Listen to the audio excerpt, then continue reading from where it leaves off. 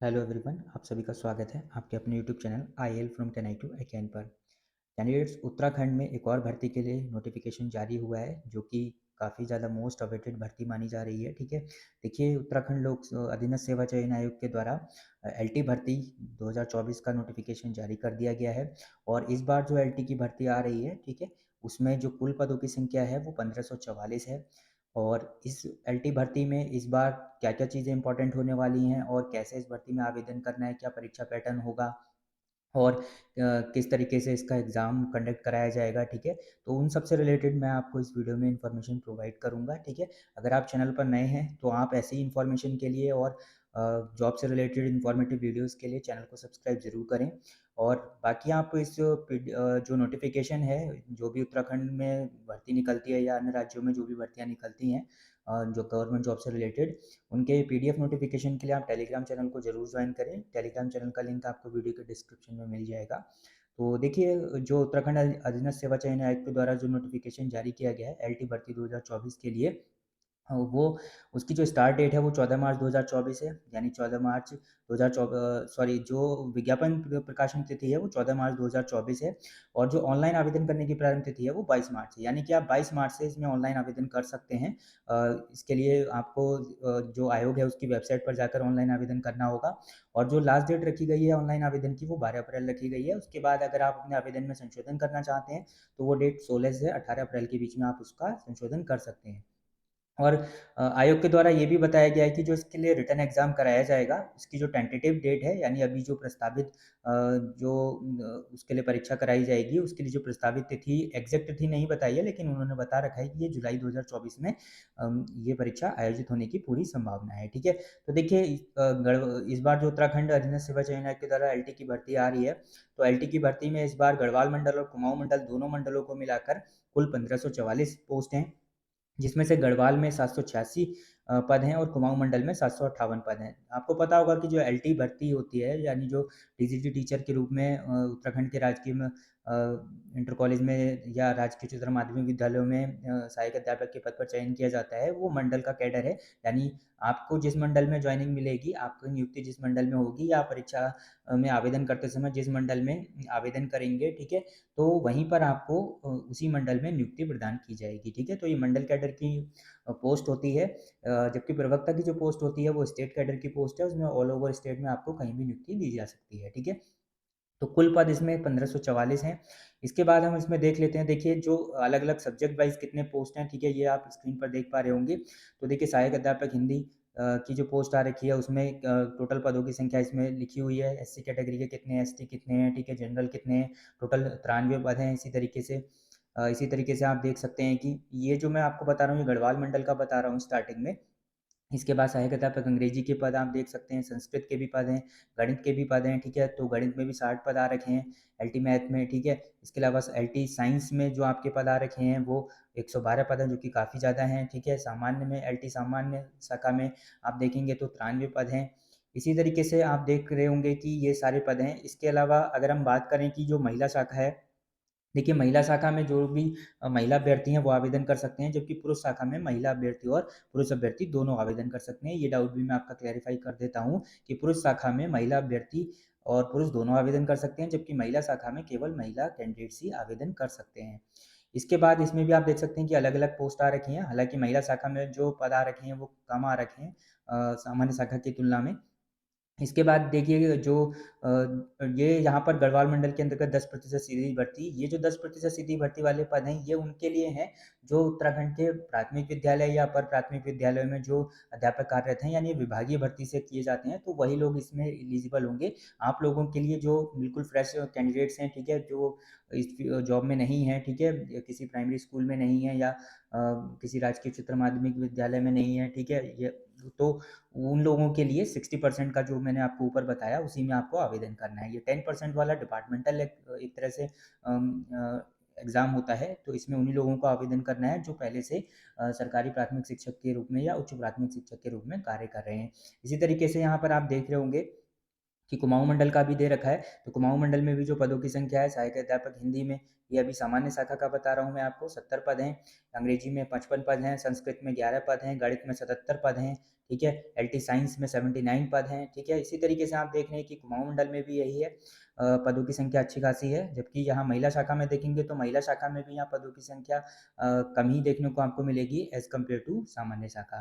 तो ये तो पदों की संख्या हो गई। अब हम इसमें बात कर लेते हैं कि हाँ, एलटी में आवेदन करने के लिए, एलटी टीचर बनने के लिए आपके पास क्या-क्या योग्यताएँ होनी चाहिए, ठीक है? तो देखिए इसमें जो भी आपको बताया जा रहा है, पहले तो मैं आपको बता देता हूँ कि योग्यताओं से पहले मैं आपको इसका वेतनमान बता देता हूँ, सैलरी स्ट्रक्चर क्या रहता है। देखिए, जो एलटी टीचर की पोस्ट होती है, जिसको अन्य राज्यों में टीजीटी टीचर भी बोलते हैं, ठीक है? वो लेवल 7 की पोस्ट होती है, नए ग्रेड पे के अकॉर्डिंग, और इसके जो पे लेवल है वो 44,900 से 1,42,400 होता है, ठीक है? तो लेवल 7 की पोस्ट होती है। पुराने ग्रेड पे के अकॉर्डिंग अगर आप देखेंगे तो ये 4600 ग्रेड पे की पोस्ट है। पद का स्वरूप राजपत्रित है, नॉन गज़ेटेड पोस्ट होती है, ठीक है? स्थायी पोस्ट होती है। और एनपीएस मतलब न्यू पेंशन स्कीम, जिसको अंशदायी पेंशन युक्त कहते हैं, वो इसमें आपकी सुविधा मिलती है, ठीक है।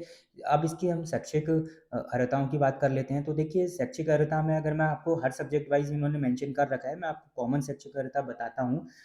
देखिए, अगर आप ग्रेजुएट हैं, आपने मतलब स्नातक उत्तीर्ण कर रखा है, ठीक है, किसी भी उसमें, चाहे साइंस में, आर्ट्स में, या किसी भी सब्जेक्ट के साथ, ठीक है, और प्लस आपके पास बीएड की डिग्री है, ठीक है। तो एक तो आपका स्नातक उत्तीर्ण होना ज़रूरी है, दूसरा आपके पास बीएड की डिग्री होना ज़रूरी है, और तीसरा आपके पास उत्तराखंड टीईटी या फिर सीटेट, ठीक है? उत्तराखंड टीईटी या फिर सीटेट का उच्च प्राथमिक स्तर का जो सेकंड वाला पेपर होता है, वो क्वालीफाई होना ज़रूरी है।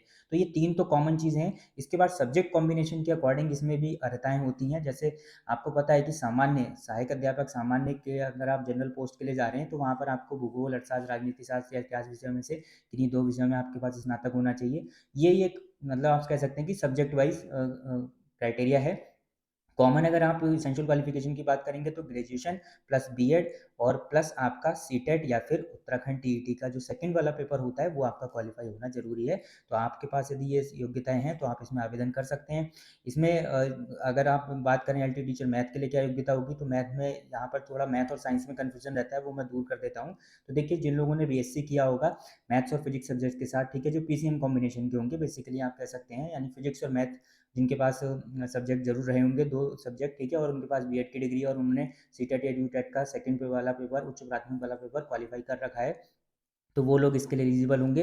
इसी तरीके से जो सहायक अध्यापक विज्ञान की जो पोस्ट होती है, ठीक है, तो उसमें क्या है कि जो जेडबीसी कॉम्बिनेशन के कैंडिडेट्स होंगे, यानी बायो वाले, जिन्होंने रसायन विज्ञान, जंतु विज्ञान, वनस्पति विज्ञान में से किन्हीं 2 विषयों के साथ कोई भी 2 विषय उनके रहे हों ग्रेजुएशन में, ठीक है, तो उसके साथ, यानी आप कह सकते हैं कि जो पीसीएम वाले होते हैं वो केवल एलटी मैथ के लिए ही आवेदन कर सकते हैं, और जो बायो वाले होते हैं, ठीक है, जिन्होंने बीएससी बायो से कर रखी होती है, वो साइंस के लिए आवेदन करेंगे, ठीक है। तो ये थोड़ा मैंने आपको क्लैरिफाई किया। इसी तरीके से आप अन्य का भी देख सकते हैं। तो ये सब क्वालिफ़िकेशन आपकी दे रखी है।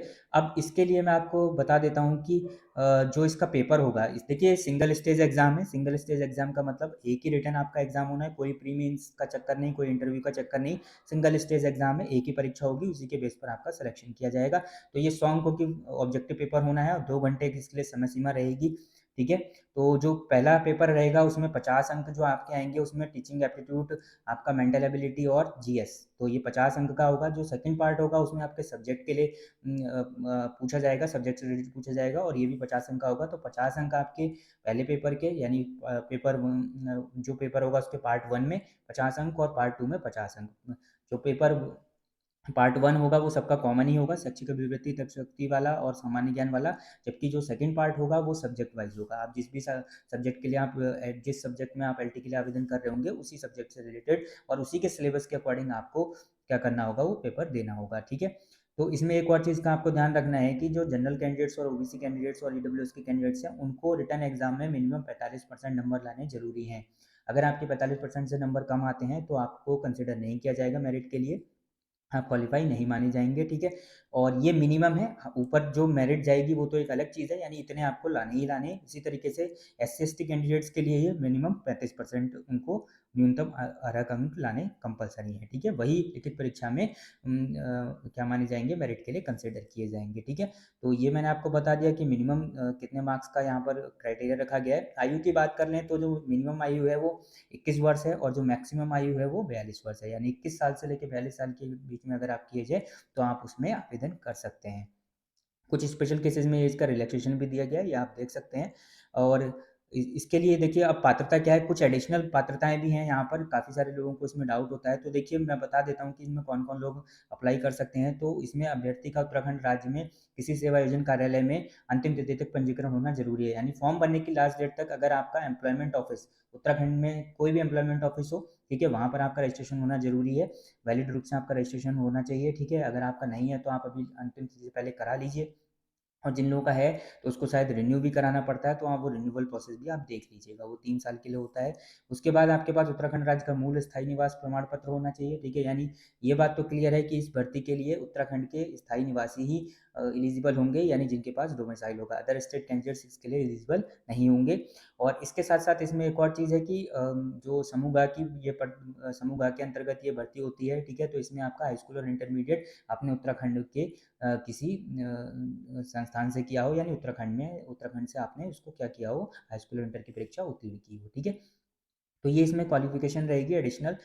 इसके अलावा जो जनरल चीज़ें हैं, ठीक है, वो आपको मैंने बता दी हैं। और इसका जो सब्जेक्ट वाइज़ सिलेबस है, वो पूरा सिलेबस भी इस नोटिफ़िकेशन में दिया हुआ है। यहाँ शुल्क का स्ट्रक्चर भी आप देख सकते हैं कि आवेदन शुल्क आपसे कितना लिया जा रहा है। तो जनरल कैंडिडेट्स और ओबीसी कैंडिडेट्स के लिए 300 है, जबकि कैटेगरी के लिए वो 150 है, ठीक है? एससी-एसटी कैटेगरी के लिए वो 150 है। तो इसके अलावा इसमें आप देख सकते हैं कुछ और चीज़ें भी जैसे कि ये फॉर्मेट्स भी दे रखे हैं, ठीक है? कि जो आपके स्थायी निवास प्रमाण पत्र और जो जाति प्रमाण पत्र होंगे, वो इस पर होने चाहिए।